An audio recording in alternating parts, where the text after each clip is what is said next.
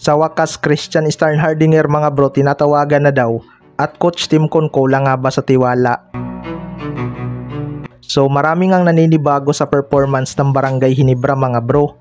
Kahit marami silang star player ay hirap pa rin silang manalo, lalo na kapag mga contender na team ang kanilang kalaban gaya ng TNT at SMB. Pero this conference sa SMB palang nahirapan ang Barangay Ginebra. Tambak nga ang kanilang inabot sa kanilang sister team. Naaalarma na nga ang ibang fans ng Barangay Ginebra, lalo na kapag nakalaban na daw nila ang TNT tropang 5G at Magnolia Hotshot. So far, nag-i-struggle din ngayon ang TNT tropang 5G mga bro. Magnolia Hotshots nga ang may pinakamainit ngayon at undefeated pa rin. May mga nagsasabi nga na kulang daw sa tiwala si Coach Tim Con sa kanyang mga manlalaro. Well, para sa akin mga bro, diskarte na talaga ni Coach Tim Con yung nasa 8 player rotation lang, lalo na kapag mainit ang mga player na yan. Bilang player, kung gusto mo din makuha ang tiwala ng coach, kailangan mo talaga yung patunayan sa practice na deserve mong pagkatiwalaan at bigyan ng playing time, 'di ba? Kontra SMB nga ay madaming player na ginamit itong si Coach Tim Con. Parang nag-experiment na rin talaga si Coach Tim Con sa laban na yon kung sino-sino ba ang may magandang combination sa loob.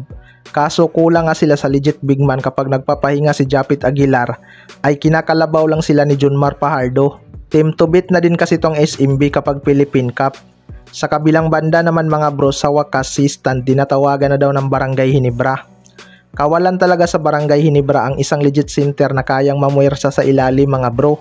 May Japit Aguilar naman sila na isang rim protector, pero pagdating nga sa opensa ay di na ganun kadominant itong si Japit Aguilar dahil sa kanyang edad. Minsan maganda naman ang inilalaro ni Japit pero nakadepende nga sa kalaban mga bro. Kapag top contender team at alam paano dipinsahan ang isang Japit Aguilar, ginagatasan lang talaga siya sa scoring. Pero hindi pa naman huli ang lahat mga bro, may paraan pa nga kung paano nila i-improve ang kanilang lineup. Nandyan pa nga si C-Stand na walang team ngayon sa ating liga. Ayon nga sa source mga bro ay sinusubukan na daw ng Ginebra management na kontakin itong si C-Stand para sa isang PBA comeback. Hindi nga lang ito 100% sigurado dahil rumors lang to. Pero para sa akin mga bro, maganda talaga na ibalik nila si C-Stand hanggat di pa ito ganun katanda. Nasa kalakasan pa rin naman itong si C-Stand mga bro.